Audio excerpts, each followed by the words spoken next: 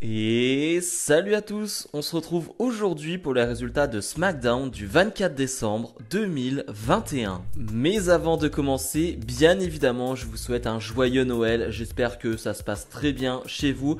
J'espère que vous êtes heureux. J'espère que vous avez bien mangé. Moi oui, peut-être un peu trop, comme d'habitude. Mais bref, en tout cas, j'espère que vous passez un très beau moment pendant ce Noël.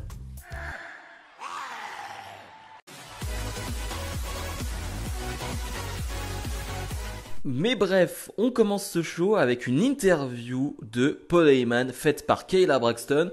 J'avoue que c'est étonnant de commencer avec une interview qui est enregistrée, qui n'est pas sur le ring. Alors je précise que tout le show est enregistré, il a été enregistré la semaine dernière. Je n'ai pas été spoilé, je n'ai rien vu de ce show.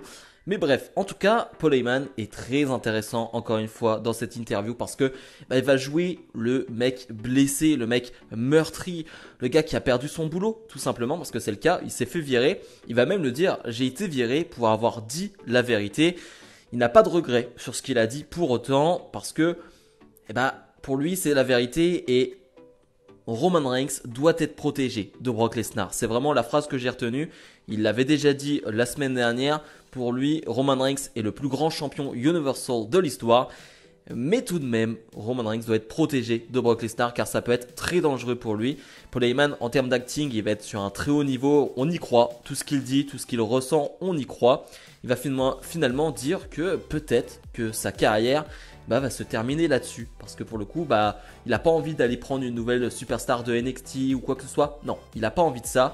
Donc, une carrière terminée pour Heyman, moi personnellement, je n'y crois pas. Je pense qu'on est tous d'accord là-dessus. Heyman va continuer et surtout, Heyman va être très important lors de Day One, j'imagine, lors de ce combat entre Roman Reigns et Brock Lesnar. Il va faire quelque chose. Je sens qu'il va faire quelque chose cette fois-ci.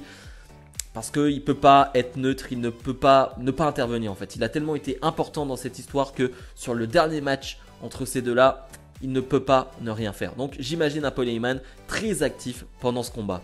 On enchaîne avec Charlotte Flair face à Toni Storm. Le titre de championne de SmackDown de Charlotte Flair est en jeu. On a un combat de plus de 10 minutes, je dirais presque une quinzaine de minutes. Et ça c'est très bien.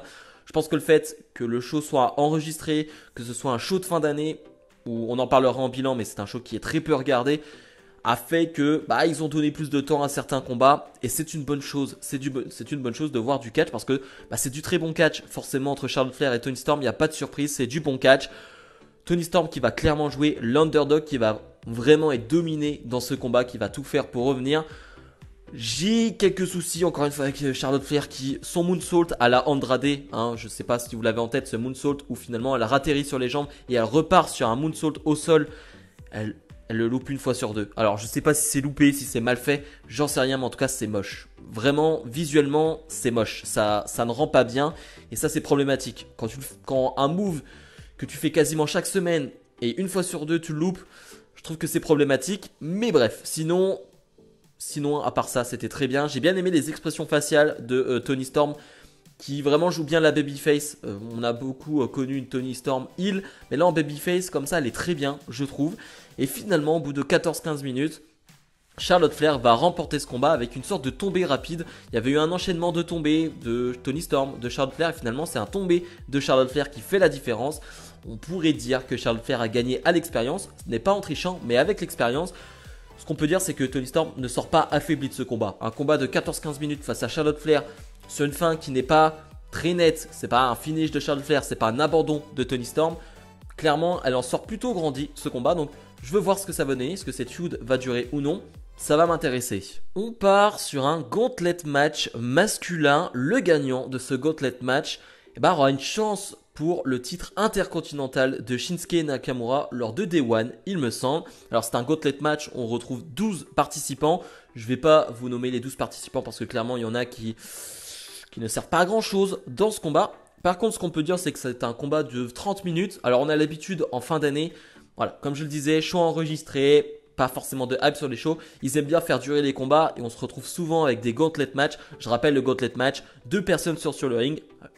L'un des deux remporte le combat et finalement une superstar arrive pour repartir sur un combat. Voilà, c'est un enchaînement de matchs et c'était plutôt très bien parce que j'ai bien aimé le fait que souvent, tu as des matchs de 3-4 minutes. Vraiment, dans ce Gauntlet match, tu as des matchs de 3-4 minutes, mais qui sont cool parce que c'est rythmé. Il n'y a pas de lenteur. Franchement, on s'ennuie pas. Je me suis pas du tout ennuyé dans ce Gauntlet match. J'ai noté bien évidemment des noms qui ont plutôt brillé. Je pense à Angel, donc Angel Garza, hein, pour ceux qui auraient oublié, qui fait une bonne prestation, qui élimine 2 superstars et qui est plutôt crédible dans ce qu'il fait et plutôt intéressant. Je pense bien évidemment pour moi celui qui a survolé ce match, mais ce n'était pas étonnant. S'il restait longtemps dans ce combat, il allait vraiment être exceptionnel. C'est Ricochet. Comme d'habitude, j'y pensais en regardant Ricochet, mais Ricochet, il a très peu de temps d'antenne. Vraiment, on lui donne quasiment que des miettes. Mais avec ces miettes, eh ben, il donne tout. Vraiment, il se donne à 1000%. On en connaît des superstars qui n'ont pas beaucoup de temps d'antenne et n'en font pas grand chose. Et je ne leur reproche pas parce que je pense que ça peut être très lassant de ne rien avoir. Mais en tout cas, Ricochet, il n'est pas dans cette optique-là. Il n'a pas cette vision-là. Lui, on lui donne très peu d'antenne et il se dit bah, je vais me donner à 3000%. Et c'est ce qu'il fait. Que des moves exceptionnels, que des moonsaults, des sauts en veux-tu, en voilà. C'est toujours aussi impressionnant. Je pense à ce court match entre lui et Humberto Carrillo dans ce Gauntlet où finalement il va contrer Humberto Carrillo et Carrillo va faire un bump de 2 mètres de haut. J'ai adoré ce bump. Il va finalement enchaîner derrière. C'était très cool. Vraiment, ça dure 2 minutes, mais c'est très cool. Pour finalement terminer sur le dernier combat, Sami Zayn face à Ricochet. Là aussi, c'est un match de haut niveau. J'avoue que j'aimerais bien avoir ce match dans un pay-per-view ou quoi que ce soit, dans un match de 10-15 minutes, ça pourrait être excellentissime. Mais bref, en tout cas, ça donne un excellent combat. Et finalement, la fatigue de Ricochet va lui jouer des tours parce qu'il va pas pouvoir gagner ce combat. Sami Zayn, avec sa ruse, avec sa roublardise, va gagner ce combat. Et Sami Zayn va donc affronter Shinsuke Nakamura lors de Day One. Donc un match qui sera pour le titre intercontinental. Je ferai sûrement des pronostics pour Day One, je ne sais pas quand, parce que là j'avoue que Noël, Nouvel An, voilà, c'est un peu compliqué. Vidéo demain, je rappelle, hein, je vous le dis tout de suite, vidéo demain, top 10 des meilleurs matchs de l'année chez WWE, hein, donc soyez présents. Donc voilà, je ferai sûrement des pronostics et je vois bien Sami Zayn qui bat Nakamura. Et le main event, les Usos et Madcap Moss font face au New Day et Drew McIntyre. Alors, il y a des décorations de Noël partout. Là aussi, on a l'habitude, hein, c'est l'habitude de fin d'année chez WWE. Hein, donc, tu as des sapins, tu as des cadeaux, c'est plutôt très joli. Et c'est un street fight. Et j'avoue que j'ai eu quelques minutes à comprendre que c'était un street fight. Parce qu'un match 3 contre 3 en street fight, c'est bizarre. Hein, dans l'idée, c'est un peu bizarre. Et je vais m'en rendre compte au moment où Baron Corbin va s'en prendre avec un objet à Drew McIntyre et qu'il ne va pas être disqualifié. Là, je me suis dit, ok, j'ai compris que c'était un street fight. Le match en soi est sympa, c'est plutôt classique, même s'il y a 2-3 choses qui me gênent, comme le fait que Madcap Moss est en totale domination pendant 5-6 minutes sur Drew McIntyre. Alors certes, il y a eu l'intervention de Happy Corbin, mais bon, je trouvais ça un peu abusé, mais sinon après on retrouve les Usos contre le New Day, donc c'est du classique, c'est du vu et revu, et on sait que c'est bien. Il y a comme d'habitude, en fin d'année, une sorte de... C'est pas une bataille de bouffe, mais disons que tu vas avoir... Je crois que c'est de l'œuf liquide mélangé, je sais pas trop exactement ce que c'est, mais en tout cas, qui va être balancé sur Happy Corbin et Madcap Moss. Bon, ça fera sûrement rire Vince McMahon, hein, j'imagine que c'est lui qui a eu l'idée, hein, parce qu'on sait qu'il aime ça, ça fait beaucoup rire. Personnellement, je me répète, mais je n'aime pas ça, je n'aime pas qu'on joue avec la nourriture, hein, que ce soit chez WWE ou n'importe où, je déteste ça, hein, en 2021, je sais pas, ça me paraît logique d'avoir cette pensée-là, mais en tout cas Vince McMahon n'a pas cette pensée-là. Et finalement, Drew McIntyre va donner la victoire à son équipe. Donc victoire de McIntyre et New Day, c'est la fête. Voilà, les superstars lancent des cadeaux dans le public, donc c'est plutôt joyeux, c'est plutôt fun. Bilan de ce dernier SmackDown de l'année. Bon, en vrai, c'était pas mal du tout. Je m'attendais pas à grand chose parce qu'on le sait, c'est un show enregistré, show de fin d'année.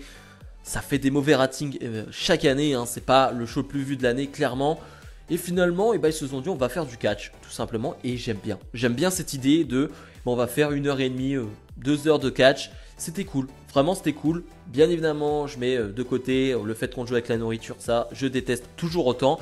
Mais clairement, c'était un bon show de catch avec des bons matchs, avec un peu d'enjeu, mais pas trop. Voilà, clairement, on s'attendait pas à une révolution lors de ce SmackDown et on l'a pas eu. Mais c'était plutôt fun. Très honnêtement, alors je sais pas si c'est parce que je suis dans un bon mood, c'est Noël ou quoi que ce soit, que j'ai apprécié ce show, je ne sais pas. Mais en tout cas, j'ai passé un bon moment. Donc si je dois donner une note, on serait sur un 7 sur 10. Un bon 7 sur 10.